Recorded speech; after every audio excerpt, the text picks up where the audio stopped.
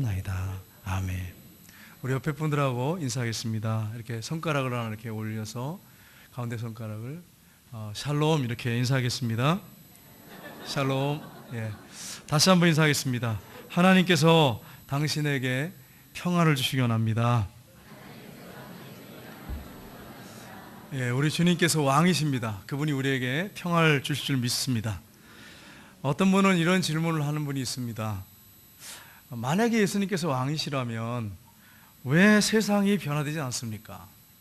예수님께서 왕이시라고 하는데 크리스찬들이 왜 사람들은 모릅니까? 이렇게 질문을 하는 사람이 있습니다. 그래서 어떤 분들은 그런 얘기를 합니다. 지금은 아니지만 미래에 그분이 오시면 진정한 왕으로 서실 것이다. 이렇게 말하는 분들이 있습니다. 그러나 그렇지 않죠.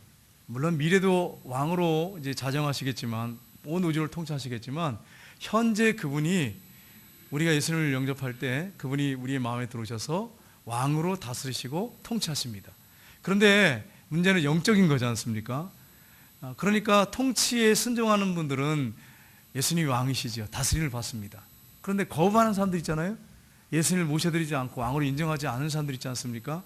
그러니까 아직까지는 완전한 통치는 아니에요. 분명히 통치를 하고 계십니다. 완전한 통치 아니에요. 그러나 예수님이 이제 재림하십니다. 신령한 몸으로 볼 수 있게 오십니다. 그때는 모든 민족, 주님을 영접한 사람이나 믿지 않는 자들도 다 그분 앞에 무릎을 꿇고 그분의 통치를 받게 될 것입니다. 그때가 반드시 옵니다. 그때가 예수님이 재림하는 때입니다. 그러나 우리가 재림하는 때가 있지만 현재가 중요하지 않습니까? 현재 나는 왕이신 주님의 통치를 받고 있느냐 안 하느냐, 이것이 참으로 중요하다고 하는 것을 우리가 간과하지 말아야 됩니다.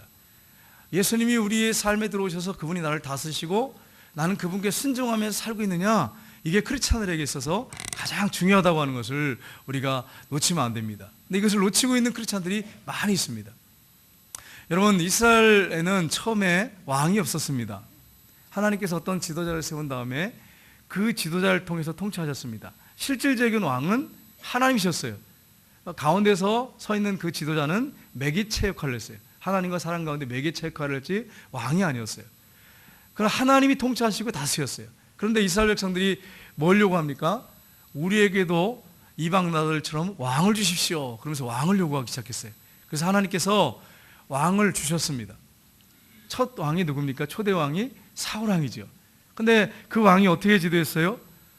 하나님을 실망시켰어요. 하나님 명령에 순종하지 않은 왕이었습니다. 그래서 패하시고 하나님이 다윗을 세우셨습니다. 근데 그 후에 이제 왕들이 계속 서게 되는데 그 중에 선한 왕도 있고 악한 왕도 있고 그렇게 섭니다. 그렇게 오다가 이제 오늘 본문의 배경이 어떻게 시작이 되냐면, 이사야 선지자가 있을 당시의 왕이 누구였냐면 아하스 왕이었습니다. 이 아하스 왕은 20세 때 왕이 됐습니다. BC 735년에서 715년 동안 20년간을 통치했습니다. 근데 문제는 뭐냐면 이 왕이 너무나도 악한 왕이었어요. 하나님을 대적하고 그리고 우상을 지독하게 생겼습니다. 어느 정도로 심각하게 생겼냐면 자기 아들을 몰렉 신에게 불태워서 바칠 정도로 악한 그런 왕이었습니다. 백성들도 그런 왕 밑에서 참 힘들죠. 그러면서 또 통치를 받으니 어떻게 하겠어요? 통치를 따르죠. 그러면서 또 그들이 왕처럼 우상 숭배하면서 유다 나라가 완전히 우상 나라예요. 우상을 섬기는 거예요. 하나님도 섬기지만 사실은 실제적으로는 우상이 왕이에요. 우상을 섬기는 나라가 됐어요. 비참한 이런 어려운 가운데 있었습니다. 바로 이때 오늘 본문에 이제 이사가 예언합니다. 예언하는데 오늘 이 아하스 왕 다음에 일어날 히스기야 왕에 대한 예언을 1, 2절을 하고 있습니다. 그런데 말씀을 자세히 보시면 히스기야 왕에 대한 예언이 아니구나라고 하는 것을 알 수 있어요. 히스기야 왕이 일어날 것이라고 하는 것을 말씀을 하지만 그것은 어떤 표면적인 것이고 실제적이고 궁극적으로는 메시아이신 예수 그리스도, 그분이 왕으로 오실 것이라고 하는 사실을 보여주는 말씀이 오늘 본문의 1, 2절에 기록이 되어 있습니다. 하나님은 왕이십니다. 예수님은 왕이십니다. 이 사실을 믿으시기를 주님의 이름으로 축복합니다. 여러분, 여호와 멜렉, 이게 여호와는 왕이신 하나님 이런 뜻이에요. 여호와는 왕이신 하나님. 오늘 본문이 바로 여호와는 왕이신 하나님이시다라고 하는 것을 아주 강조하고 있는 본문이 오늘 읽은 본문 말씀입니다. 그러면 이 왕이신 하나님은 어떤 하나님이신가 하는 것입니다. 그분이 우리를 통치하신다고 하는데 그분은 어떤 스타일의 왕이시냐 하는 것입니다. 이것을 우리가 알아야 신앙생활을 제대로 할 수 있지 않겠습니까? 예수님은 어떤 왕이시냐, 하나님은 어떤 왕이시냐 하는 것입니다. 첫 번째는 공의와 정의로 다스리시며 참 안식을 주시는 그런 왕이십니다. 우리 한번 1절 말씀을 읽어보겠습니다. 같이 읽겠습니다. 보라, 장차 한 왕이 공의로 통치하실 것이요 방백들이 정의로 다스릴 것이며. 아멘. 여기 보시면 1차적으로는 히스기야 왕을 얘기하고 있지만, 그러나 궁극적으로는 앞으로 미래에 장차 올 메시아 나라, 예수님께서 어떻게 다스릴 것이라고 하는 것을 보여주는 말씀인데, 무엇으로 다스리신다고요? 공의와 정의로 다스릴 것이며. 공의와 정의로 다스린다는 말은 무슨 말씀입니까? 첫째는 어떤 불의나 악도 용납되지 않는다. 예수님이 재림하신 다음에는 어떤 불의나 악도 용납이 안 되는 공의와 정의를 통치하시는 그 나라가 반드시 옵니다. 재림하신 다음에 이 나라가 옵니다. 그 다음에 둘째는 어떤 억울함도 없게 통치하시게 됩니다. 억울함이 없어요. 여러분, 우리나라가 지금 정말 살기 좋은 나라 아닙니까? 참 민주주의잖아요. 대통령이 잘못하면 가차없어요. 신랄하게 비난해도 꼼짝 못하죠. 민주주의예요, 정말. 실제로 그렇습니다. 그런데 억울한 일이 얼마나 많습니까? 그럼에도 불구하고. 그런데 주님이 통치하시는 나라는 공의와 정의로 통치하시는 나라이기 때문에 그때는 억울함이 없어요. 셋째는 모든 민족을 행위에 따라 최후의 심판하십니다. 모든 행위에 따라. 그러니까 공정한 심판하시는 거죠. 공의와 정의로 통치하시고 다스릴 때가 옵니다. 그런데 그분은 어떤 분이십니까? 공의와 정의로 통치하시지만 그분은 사랑의 왕이세요. 긍휼과 자비를 가지고 사랑으로 백성들을 다스리는 왕이십니다. 그래서 오늘 본문에 보면 2절에 예수님이 어떻게 왕으로 백성들을 다스리시고 어떻게 역사하고 계시고 현재는 어떻게 또 다스리고 계시는지를 아주 잘 말씀하고 있습니다. 우리 2절 말씀을 한번 읽어보겠습니다. 같이 읽겠습니다. 또 그 사람은 광풍을 피하는 곳, 폭우를 가리는 곳, 가라앉는 땅에 냇물 같을 것이며 곤비한 땅에 큰 바위 그늘 같으리니. 아멘. 히스기야 왕이 이렇게 되진 않았습니다. 히스기야 왕이 비슷하게는 따라갔지만 이렇게 되진 않았어요. 실질적으로 이 말씀은 누구에 대한 얘기냐면 메시아이신 예수 그리스도, 왕이신 예수 그리스도에 대한 말씀을 지금 예언하고 있는 것입니다. 근데 여기 말씀해 보시면 예수님이 어떤 왕으로 이제 우리를 다스릴 것인가, 하나님 백성들을, 우리를 어떻게 다스릴 것인가 하는 것을 잘 보여주고 있습니다. 첫째는 뭐라고 말씀하고 있습니까? 첫째는 예수님은 광풍과 폭우를 피하는 피난처다, 이렇게 말씀했습니다. 첫째는 광풍과 폭우를 피하는 피난처다. 여러분, 우리 인생에 광풍과 폭우가 있습니다. 가정에 원치 않는 일들이 막 벌어져요. 가정에 문제가 있습니다. 자녀에게 문제가 생겨요. 건강에 문제가 생깁니다. 사업이 침체가 되고 사업에 실패가 오고, 그렇게 사랑했고 믿었던 사람이 배신하고, 막 이런 일들이 막 벌어져요. 실제로 그렇습니다. 여러분 삶 속에 어려운 일들이 막 벌어집니다. 예수 믿는다고 평안한 거 아니에요. 어려움이 막 생겨요. 막 폭우, 광풍 같은 것들이, 그런 일들이 막 생깁니다. 그런데 그분은 어떤 분이에요? 광풍과 폭우를 피하는 피난처시라는 거예요. 우리 주님이 여러분의 피난처십니다. 그분께 피난하시기를 주님의 이름으로 축복합니다. 둘째는 예수님은 마른 땅에 냇물이시라고 이렇게 표현되어 있습니다. 마른 땅의 냇물. 여러분, 마른 땅, 사막, 광야, 근데 거기에 시내가 흘러요. 그럼 여러분 생각해 보세요. 그 뜨거운 떼약빛의 사막에 시내가 흘러요. 그 시내는 어떤 시내입니까? 그 시내는 생명을 줍니다. 그 주변에 생명을 주고 풍성함을 주고, 그 사막길을 여행하는 사람에게 기쁨과 평안을 주고 안식을 줘요. 여러분, 그렇습니다. 우리가 인생의 광야길을 가고 있는데 우리 예수님은 그 사막 가운데, 마른 땅 가운데 샘물 같은 신분이에요. 우리에게 풍요를 주세요. 기쁨을 주세요. 우리에게 생명을 주시는 분이십니다. 이걸 말씀하고 있습니다. 그러한 은혜가 여러분 삶 속에 있기를 주님의 이름으로 축복합니다. 셋째, 곤비한 땅에서 큰 바위 그늘이십니다. 그래서 오늘 본문에도 말씀하고 있습니다. 곤비한 땅에 큰 바위 그늘이라고 이렇게 말씀하고 있습니다. 여러분 폭염, 그 장렬한 태양, 그 폭염 가운데 한번 생각해 보세요. 그 대낮에 장렬한 태양 가운데 그 폭염은 여러분 살인적이에요. 살인더예요. 살인 햇빛이죠. 얼마나 뜨겁겠습니까? 그런데 그늘이 있어요. 바위 밑에 그늘이 있어요. 거기에 딱 들어가 앉으면 얼마나 안식이 있습니까? 얼마나 그 안에 진정한 쉼이 있습니까? 안식처죠. 그것이 생명을 주는 거죠. 이상유연상으로 많은 사람들이 더위에 죽어서 뉴스에 나옵니다. 근데 그분은 생명을 주는 분이에요. 힘을 주는 분이에요. 우리 예수님이 그런 분이라는 거예요. 폭풍이 몰아칩니다. 비가 쏟아집니다. 그때 여러분 이 사막이나 어떤 산에서 피할 데가 없어요. 근데 바위가 있어요. 바위 사이에 굴이 있어요. 그러면 얼마나 안식을 주겠어요? 평안함을 주겠습니까? 그것을 말씀합니다. 우리 예수님 바로 그런 분이라고 말씀을 하고 있습니다. 여러분 우리 찬송가 494장에 보시면 이 가사가 있습니다. 이 가사가 너무 좋지요. 이 가사는 누가 졌냐면 작시자가 톰 레이드라고 하는 영국 목사님이십니다. 이 목사님이 휴양지를 가고 있었는데 갑자기 폭우가 쏟아졌어요. 광풍이 불었어요. 바람이 불고 폭우가 쏟아지는데 번개가 칩니다. 그리고 막 천둥이 치면서 얼마나 무서운지요. 엄청난 비가 막 집중호우가 쏟아지기 시작했어요. 근데 이렇게 보니까 주변에 피할 데가 없어요. 근데 자세히 보니까 갈라진 그 바위 틈이 보이는 거예요. 갈라진 바위 틈이. 그래서 그 갈라진 바위 틈 안으로 들어갔어요. 들어가 앉아가지고 여러분 얼마나 감사하겠어요, 하나님 앞에. 그래서 앉아가지고 그 바위 틈 안에 들어가서 비를 피하는 거죠. 그래서 앉아가지고 이제 기도를 하기 시작합니다. 근데 영감이 오는 거예요. 영감이 와요.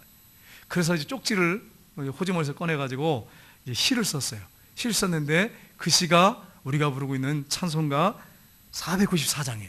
근데 이 바위, 갈라진 틈 사이로 들어가서 거기서 그 엄청난 비를 피할 수 있는 그 바위를 예수님으로 묘사하면서 작시를 한 것입니다. 그게 494장이에요. 가사가 어떻게 됩니까? 만세 반석 열리니 내가 들어갑니다. 창의 허리 상하여 물과 피를 흘린 것 내게 요염되어서 정결하게 하소서. 살아생전 숨쉬고 죽어 세상 떠나서 거룩하신 주 앞에 끝날 심판 당할 때 만세 반석 열리니 내가 들어갑니다. 아멘.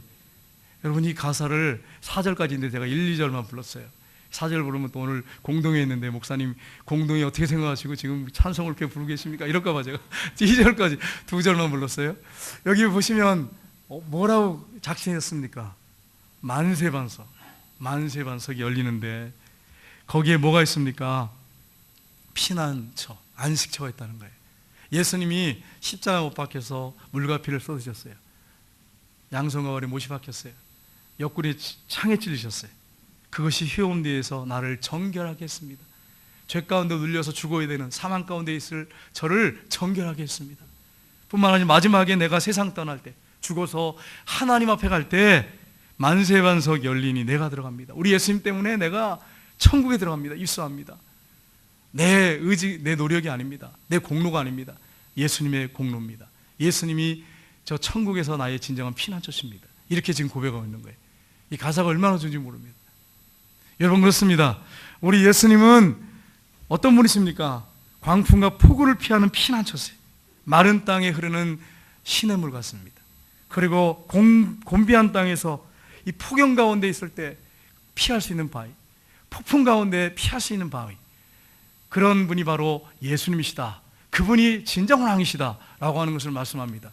그분께 피하는 저와 여러분 되시기를 주님의 이름으로 축복합니다. 두 번째로 안정과 구원을 주시는 왕이십니다. 우리 32절 33장 이사야 22절 보겠습니다. 같이 읽겠습니다. 대저 여호와는 우리의 재판장이시요 여호와는 우리에게 율법을 세우시니요 여호와는 우리의 왕이시니 그가 우리를 구원하실 것임이라. 아멘. 여기서 대저라고 하는 말은 이제 한문 성경이기 때문에 이렇게 번역이 됐어요. 우리가 사용하지 않은 단어죠. 왜냐하면 이런 뜻이에요. 왜냐하면. 근데 여러분 보십시오. 여기서 하나님 왕이시라고 하는 것을 강조하는데 제가 좀 더 우리나라 이제 정치를 가지고 잠깐 설명을 했으면 좋겠습니다. 여러분 민주주의 국가는 상권이 분립되어 있습니다. 어떻게 분립되어 있습니까? 입법, 사법, 행정, 그죠? 이렇게 세 가지로 나누어 있어요. 근데 오늘 구절 한번 보겠습니다. 이 구절을 보시면 어떻게 있습니까? 33절 다시 한번 보겠습니다. 33절에 보시면 여호와는 우리의 재판장이시오. 뭡니까? 사법권을 갖고 계시죠. 그 다음에 여호와는 우리에게 뭘 주셨어요? 율법을 세우셨어요. 입법권이죠. 여호와는 우리의 왕이시다. 행정권을 갖고 계시죠. 여러분 세상에는 민주주의 국가에는 입법, 사법, 행정이 있습니다. 왜 이게 있습니까? 사람들이 오류가 있기 때문에, 완전하지 않기 때문에 서로 견제하고 서로 경계해가지고 감독하고, 그래서 나라가 바르게 서도록 하기 위해서 이 3권이 있습니다. 그런데 우리 하나님은요, 우리 하나님은 이 세 가지를 다 통일해갖고 다 붙잡고 갖고 계시는 분이에요. 하나님에게는 이 3권이 분리되어 있지 않습니다. 하나님은 이 세 가지를 다 갖고 계셔요. 왜 그렇습니까? 하나님은 오류가 없으세요. 완전하신 분이에요. 이 땅은 완전하지 않고 불안하기 때문에 이렇게 3권이 분립되어 있어요. 근데 우리 하나님은요, 완전하신 분이에요. 그래서 우리 하나님은 안정과 구원을 주시는 왕이십니다. 그분이 통치하시면 그분은 완전하신 분이에요. 오류가 없으신 분이기 때문에 나라가 안정돼요. 우리가 대통령 뽑을 때마다 대통령 때문에 실망해가지고 이 대통령이면 잘 다스릴 것이다, 저 대통령이면 잘 다스릴 것이다, 지금까지 해왔잖아요. 수없이 그렇게 해왔잖아요. 그래서 거부감을 가지고 대통령이 잘못하면 반항하고, 그 다음에 이제 반대편 정당의 대통령을 세우면 될 거다. 그래서 세웠는데 또 보면 실망해. 처음에는 막 이제 높아요, 지지율이. 근데 끝날 때쯤 되면 다 떨어지잖아요, 향되잖아요. 그래가지고 막 반감이 들어가지고 다른 사람 대통령을 세워요. 또 이제 그분이 끝나면 또 이제 반감이 생기죠. 또 다른 대통령, 다른 정당도 세워요. 지금까지 우리 역사예요, 우리나라 역사. 왜 그럴까요? 사람이기 때문에 그래요. 온전하지 않기 때문에. 안정이 없습니다. 사람은 진정한 평화를 줄 수 있는 왕이 없어요. 안정을 줄 수 있는 왕은 없어요. 통치하는 것 뿐이지. 조금 나을 수 있죠. 그러나 완전한 통치를 할 수가 없는 거예요. 근데 우리 하나님은요, 우리 하나님은 그런 분이 아니잖아요. 오류가 없으신 분이에요. 완전하신 분이죠. 그분이 통치하시면 안정된 나라가 되는 것입니다. 여러분, 우리 안에 예수님이 왕으로 들어오십니다. 우리가 영접하면, 그분이 우리를 통치하시면 우리 마음이 안정이 됩니다. 여러분, 유기성 목사님이 설교 제목을 내가 이렇게 보니까 내 마음의 왕이신다, 이렇게 설교 제목이더라고요. 내 마음의 왕이신다. 그렇습니다. 예수님을 모셔드리면 그분이 내 안에 들어오시는데 그분이 왕이십니다. 왕으로 내 안에 계세요. 그분이 통치하십니다. 그렇게 통치를 받아야 돼요. 그래야 우리의 심령도 안정이 돼요. 예수님이 내 마음의 왕으로 계시지 않으면 난 어떻게 될까요? 혼란 가운데 삽니다. 안정이 없어요. 평화가 없어요.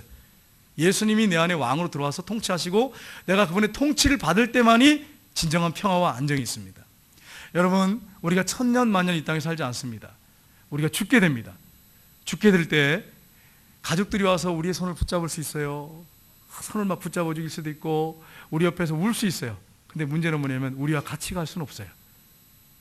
같이 갈 수가 없어요. 그런데 하나님은 어떠신 분이에요? 우리를 구원하셔서 우리를 받아주시는 분이에요. 저 천국에서, 이 땅에서뿐 아니라 저 천국까지 영원히 우리를 인도하시고 우리를 붙잡아 주시는 분이에요. 구원하시는 분이에요. 그것을 오늘 성경이 우리에게 말씀을 하고 있습니다. 그분만이 우리의 진정한 왕이십니다. 그분만이 우리를 영원히 통치하시고 다스리시는 분이십니다. 그분이 만왕의 왕이십니다. 우리가 이 사실을 잊지 마시기를 주님의 이름으로 축복합니다. 예수님을 왕으로 모셨다면 그분과 동행하면서 그분의 통치를 받으셔야 돼요. 그러면은 왕남이 되고 왕녀가 됩니다. 왕남이 뭐예요, 목사님? 왕의 남자. 왕녀는 뭐예요? 왕의 여자. 왕이 통치하시는 남자, 왕이 통치하시는 여자가 되는 거예요. 영화 제목 보니까 왕의 남자 뭐 이런 게 있었는데 왕의 남자가 되고 왕의 여자가 되는 거예요. 여러분, 우리 교회의 왕은 누구십니까? 주인 누구십니까? 하나님이세요. 우리 하나님이 왕이세요. 우리 예수님이 왕이십니다. 통치하십니다. 오늘 우리가 이제 공동회를 통해서 투표를 하게 됩니다. 그분이 통치하십니다. 그분이 다스리십니다. 그분이 우리가 투표를 하지만 그분이 우리의 마음을 감동하셔서 사람을 세우십니다. 이 사실을 여러분 기억하시고 그러므로 말미암아 우리 교회가 계속해서 주님의 통치 가운데 바르게 나아가는 축복된 교회가 되기를 주님의 이름으로 축복합니다. 그리고 한 주간 동안 주님의 다스림을 여러분 받음으로 여러분이 진정한 안식이 있고 평화가 있고 여러분의 삶 속에 안정이 있고 주님의 놀라운 구원이 있기를 주님의 이름으로 축복합니다. 기도하겠습니다.